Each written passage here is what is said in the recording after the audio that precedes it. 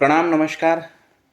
नवरात्र में दुर्गा सप्तशती के महत्व के लिए आज बात करेंगे कि दुर्गा सप्तशती कैसे आपके जीवन में, उसके अलग-अलग अध्याय का आपके जीवन में कैसा प्रभाव पड़ता है। तो चलिए बात शुरू करते हैं। माँ दुर्गा की आराधना और कृपा प्राप्त करने के लिए हमारे हिंदू शास्त्र में दुर्गा सप्तशती इसका एक सर्वोत्तम महत्व दिया गया है। गरुड़ मार्कंडे पुराण में ब्रह्मा जी ने मानव कल्याण हेतु धर्मार्थ काम मोक्ष के प्राप्ति हेतु और सभी प्रकार के कष्ट को दूर करने हेतु 700 श्लोक और 13 अध्याय का वर्णन किया था, जिसमें अलग अलग अध्याय का वर्णन करते वक्त देवी महात्म्य आता है। मार्कंडे पुराण में देवी महात्म्य में अलग अलग अध्याय का आपके जीवन पे कैसा इफेक्ट पड़ता है, इसका वर्णन उसमें किया गया है।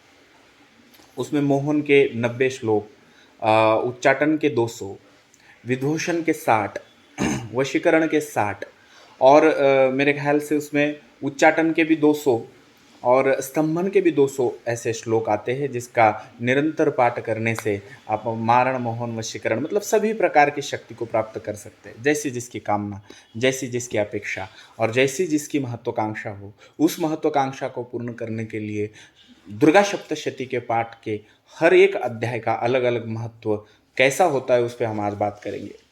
काफ़ी लोग मुझे मिलते हैं जिसकी कोर्ट कचहरी की समस्याएं होती है, कुछ लोग मिलते हैं राजनीति में सफलता पाने चाहते हैं, कुछ लोग धन वृद्धि के लिए परेशान हैं, कुछ लोग व्यापार के लिए परेशान हैं। ऐसे अलग अलग चीज़ों के लिए दुर्गा सप्तशती के महत्व का वर्णन दिया गया है, जिसके बारे में मैं आज आपसे चर्चा करूँगा। दुर्गा सप्तशती का जो प्रथम अध्याय है, उस प्रथम अध्याय को निरंतर पाठ करने से, नवरात्र में बात कर रहे हैं हम, नवरात्र में पाठ की बात चल रही है हमारी। नवरात्र में यदि इसी एक ही अध्याय को निरंतर पाठ करते हो, पूरी दुर्गा सप्तशती का पाठ घर में रखना या पूरी दुर्गा सप्तशती का पाठ आप स्वयं कर सकते हो तो बहुत ही बेस्ट बात है, उसमें तो कोई शंका ही नहीं। पर यदि किसी विशेष मकसद के लिए या विशेष किसी कामना के लिए दुर्गा सप्तशती का आप किसी एक विशेष अध्याय का अगर पठन करते हो या पाठ करवाते हो या पाठ करते हो, तो उसका क्या क्या महत्व रहेगा और जैसी आपकी समस्या है उस अनुरूप आप उसके एक एक अध्याय का जो मैं बता रहा हूँ उसको आप ले सकते हो। हम बात करेंगे प्रथम अध्याय की। तो प्रथम अध्याय चिंता मुक्ति के लिए महत्वपूर्ण माना जाता है। कहते हैं कि प्रथम अध्याय के पठन से या जाप पाठ करवाने से घर में चिंता से मुक्ति हो जाती है। यदि आपके मन में किसी भी प्रकार की चिंता हो तो उस चिंता से, शत्रु भय से मुक्ति होने के लिए सर्वप्रथम अध्याय का पाठ करना घर में सर्वोत्तम माना जाता है। ध्यान से सुनिएगा, मैं 13 अध्याय के पठन का क्या क्या महत्व है अलग अलग उसकी बात कर रहा हूँ। तो जो आपके लिए ज़रूरी है उसका पाठ आप निरंतर इस नवरात्र में करिए, आपके लिए उसका एक विशेष लाभ देखने को मिलेगा। काफ़ी लोगों को इसका लाभ हुआ है, मैं हर नवरात्र में इसको बताते रहता हूँ, तो काफ़ी लोगों ने इसका लाभ लिया है। आप भी लीजिए, जो आपकी समस्या है वो पाठ आप घर में निरंतर करवा दीजिए। दूसरे अध्याय में यदि आपकी भूमि, भवन, प्रॉपर्टी इसमें किसी ने कब्जा कर लिया है, इसको लेकर आप विवादित, जमीन का विवाद है, घर का विवाद है, भूमि का विवाद है, किसी भी चीज़ का विवाद चल रहा है, कोर्ट कचहरी में केस पेंडिंग पड़ा है और आपका उसमें विजय नहीं हो रही है, आपके मनवांछित फल नहीं हो रहा है, तो उसको उसके प्राप्ति के लिए आप किसी अच्छे पंडित के द्वारा या आप स्वयं द्वितीय अध्याय मतलब दुर्गा सप्तशती का द्वितीय अध्याय, 13 में से द्वितीय अध्याय का पाठ आप घर में करवा लीजिए 9 दिन। इसके पाठ करवाने से आपके घर, भूमि, भवन, जमीन में जो विवादित वाद विवाद चल रहे हैं, जिससे आप परेशान हो या कोई मुकदमा चल रहा है, तो उसमें मतलब जमीन से रिलेटेड, तो उसमें आपको जरूर विजय प्राप्त होगी। बात करते तीसरे अध्याय की। तीसरे अध्याय की बात करें तो तीसरा अध्याय युद्ध और मुकदमा।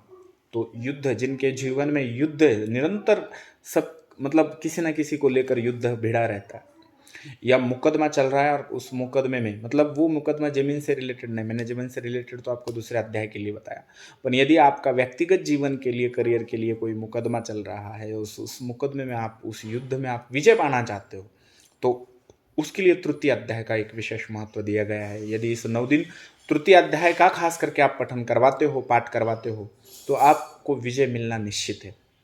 बात करते हैं चौथे अध्याय के लिए, तो चौथा अध्याय सबसे बेस्ट क्या है कि आप आजकल देखते हो कि विवाह के लिए सब लोग परेशान हैं। सब चाहता है कि मेरा लाइफ पार्टनर सुंदर हो, लड़की हो या लड़का, लाइफ पार्टनर दिखने में सुंदर हो, धन धान्य से संपन्न हो। आर्थिक रूप की बरकत रहे घर में, इसके लिए आप चतुर्थ अध्याय का पाठ घर में करवा सकते हो। 9 दिन यदि आपके परिवार में चतुर्थ अध्याय का पाठ आप यदि निरंतर करते हो या किसी पंडित के माध्यम से करवाते हो, तो आपको अपना जीवन साथी सुंदर, अच्छा, समझदार प्राप्त होगा। धन धान्य से आपका घर भर जाएगा। बात करते 5वें अध्याय की, तो 5वां जो अध्याय है 13 अध्यायों में से, ये भूत प्रेत की बाधा। आजकल मैं देखता हूँ कि परिवार में वैसे तो भूत प्रेत की बात करें तो ये एक जमाना था, उस जमाने में भूत प्रेत काफ़ी हुआ करते थे। आजकल इंसान अच्छा नहीं रहा तो भूत कहाँ से अच्छा रहेगा।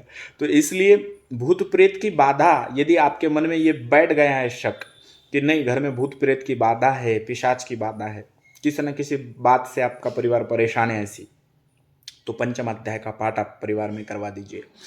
पंचम अध्याय का पाठ करने से आपके भूत प्रेत टोना टोटकादि सारी अनादि सारी जो बाधाएं परिवार में चल रही है, तो इस बाधा का आपके इसमें खास करके स्वप्न दोष से भी काफ़ी लोग स्वप्न से पीड़ित होते हैं। अलग अलग प्रकार के सांप, अलग अलग प्रकार के चीज़ें सपने में दिखाए। मैं सपने की बात निकली तो इसको थोड़ा फाइनल करता हूँ। देखिए, सांप सपने में देखना अच्छा होता है, पितृ सपने में देखना अच्छा होता है, पर इसके अलावा यदि बुरे बुरे सपने आपको निरंतर निगेटिव सपने आपको पड़ते रहते हैं, तो दुर्गा सप्तशती के 5वें अध्याय का पाठ आप निरंतर घर में करवा दीजिए। इस नवरात्र में 9 दिन आपके ये चीज़ें भी, मतलब ये समस्याएं भी आपकी दूर हो जाएगी।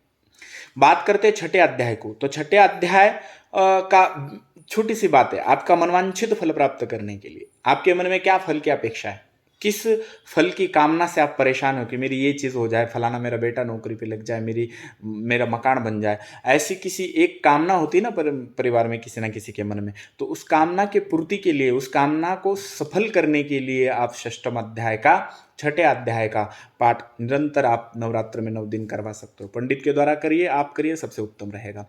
सप्तम अध्याय की बात करते तो ये सप्तम अध्याय जो है ये गुप्त चीज़ें, आज देखता हूँ मैं काफ़ी समाज में ऐसे भी लोग हैं जो गुप्त पद्धति से विद्या अर्जित करना चाहते हैं।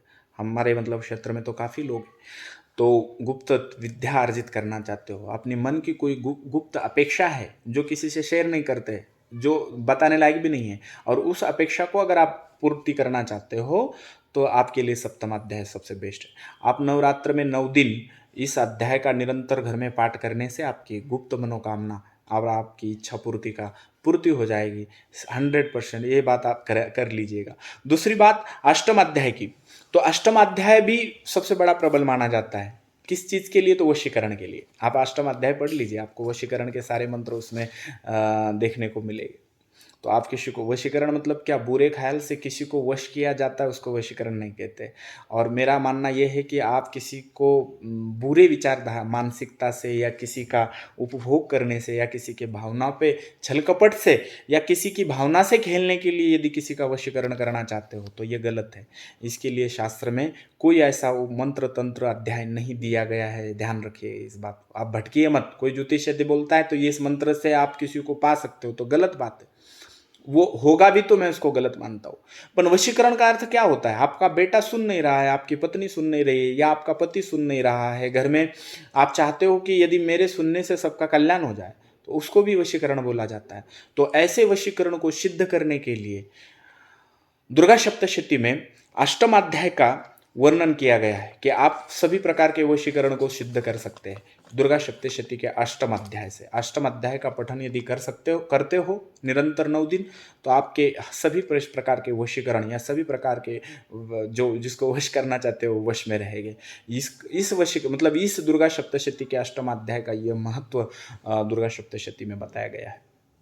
दुर्गा सप्तशती के 9वें अध्याय का अगर महत्व, 9वें और 10वें अध्याय की मैं बात करूंगा क्योंकि दोनों में मिनिमम महत्व एक ही है दोनों का। तो 9वें अध्याय और 10वें अध्याय की अगर मैं बात करूं तो उसमें सबसे खास है संतान प्राप्ति के लिए। आप काफ़ी दिन से परेशान हो, 8, 9, 10 साल, 5 साल हुए हैं और आप सभी मेडिकल पद्धति से फिट होने के बाद भी यदि आपको संतान प्राप्ति नहीं हो रही है, तो मैं कहूँगा कि सबसे बेस्ट है 10वां अध्याय। खास करके 9वें से लेकर भी 10वां अध्याय सबसे स्ट्रांग है आपके लिए पठन करने के लिए, यदि आप संतान से पीड़ित हो तो।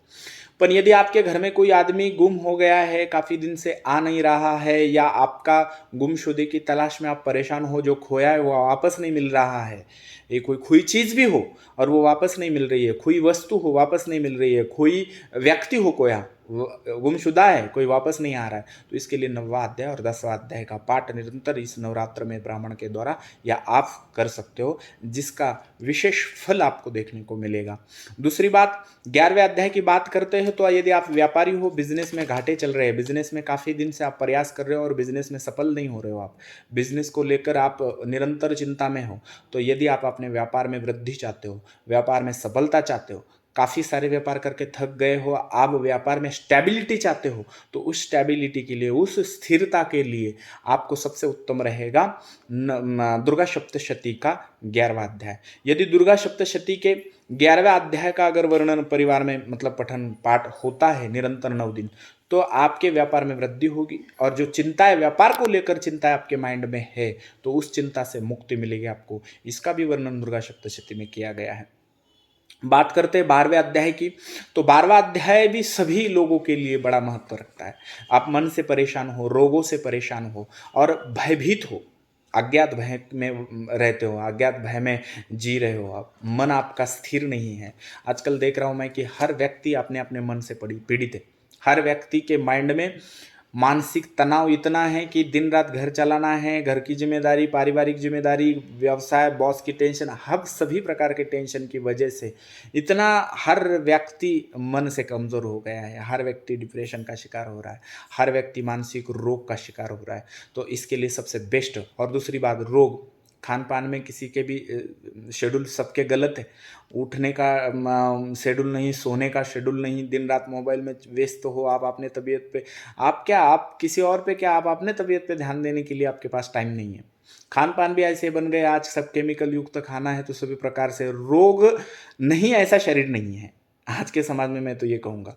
इसलिए रोगों से मुक्ति चाहते हो, आप चाहते हो कि घर में तंदुरुस्त रहे सब व्यक्ति, हाँ, इसके लिए आपको भी मेहनत करनी पड़ेगी। खान पान में सुधार, आजकल तो तेल, नमक और शक्कर, 3 और मैदा, ये 4 चीज़ें घर में व्यवस्थित रखिए, आप निरोगी रहोगे, आपको किसी मंत्र की आवश्यकता भी नहीं। सबसे 4 चीज़ें ज़रूरी आज समाज में। तो फिर भी मैं चाहता हूँ कि आध्यात्मिक दृष्टि से अगर हम देखेंगे, तो आध्यात्मिक दृष्टि से देखा जाए तो ये 12वां अध्याय रोगों के मुक्ति के लिए, मन के शांति के लिए, और सबसे मेन बात, आपके निर्भय, आपके अंदर का भय जो है, अज्ञात किसी को लेकर हो या किसी समस्या को लेकर हो, आपका बेटा भी बाहर जाता है तो आपको लगता है कि कहाँ गया होगा, वापस आएगा नहीं, एक्सीडेंट तो नहीं होगा, इतना बुरा, मतलब जितना शत्रु हमारे विषय में चिंतन नहीं कर सकता, कभी कभी मन हमारा इतना बुरा चिंतन करता है हमारे अपने को लेकर या खुद को लेकर, अपने बॉस को लेकर। तो इसके लिए आपके लिए 12वां अध्याय सबसे उत्तम है। 12वां अध्याय का पाठ निरंतर नवरात्र में करते रहिए, तो इसके पाठ से आपकी वो भय मुक्त हो जाओगे, आप निर्भय रह जाओगे, रोगों से आपको आराम मिलेगा, राहत मिलेगी, और मन आपका प्रसन्न रहेगा। बात करते हैं 13वें अध्याय की, तो 13वां अध्याय का वर्णन दुर्गा सप्तशती में बहुत अच्छा दिया गया है। यह अध्याय माता के प्राप्ति के लिए है। यदि आप माता के भक्त हो, देवी के आप भक्त हो, कुलस्वामिनी के आप भक्त हो, तो उसकी भक्ति के लिए इस 13वें अध्याय का वर्णन किया गया है। कौन चाहता है, मैं तो आज तक 12 अध्याय तक बताया मैंने कि इसकी प्राप्ति, उसकी प्राप्ति, ये आकांक्षा, वो अपेक्षा, सारी चीज़ों के लिए 12 अध्याय का वर्णन है। पर 13 अध्याय की प्राप्ति कौन चाहता है? कौन चाहता है कि माता मुझे प्राप्त हो जाए? और यदि माता प्राप्त हो जाए तो मुझे बताइए, शायद इसीलिए 13वां अध्याय रखा है उसको। माता ही यदि आपको प्राप्त हो गई तो कहाँ दुख और कहाँ कौन सी अपेक्षा आपकी अपूर्ण रह जाएगी। तो 13वां अध्याय का महत्व ऐसा है कि निरंतर 13वें अध्याय के पठन से परिवार में इसका पाठ अगर आप 9 दिन रखते हो, तो मैं दावे के साथ कहता हूँ कि माता की भक्ति में आप लीन हो जाओगे और माता आपको प्राप्त हो जाएगी। माता की अद्भुत शक्ति, दीप्यमान शक्ति आपके अंदर प्रकट हो जाएगी। माता का आपके संकट में भास महसूस हो जाएगा, कितने भी शत्रु रहने दो। और इसीलिए कहते हैं कि इस 13 अध्याय, मैं तो कहूँगा सीधे सीधे इस अध्याय को पठन करिए, उस अध्याय को पठन करिए, चलिए उसका एक अलग अलग महत्व मैंने दिया, पर मैं तो कहूँगा कि इस नवरात्रि में आप दुर्गा सप्तशती के पाठ जितने ज़्यादा से ज़्यादा करवा सकते हो किसी पंडित के माध्यम से, आप यदि उसके मतलब करने योग्य आपका शेड्यूल नहीं है तो आप किसी पंडित के माध्यम से करिए। मैं दावे के साथ कहता हूँ माता दुर्गा की आपके ऊपर कृपा प्राप्त होने के लिए ये सबसे बेस्ट और सर्वोत्तम उपाय ब्रह्मा जी ने हमें बताया गया है। नमस्कार।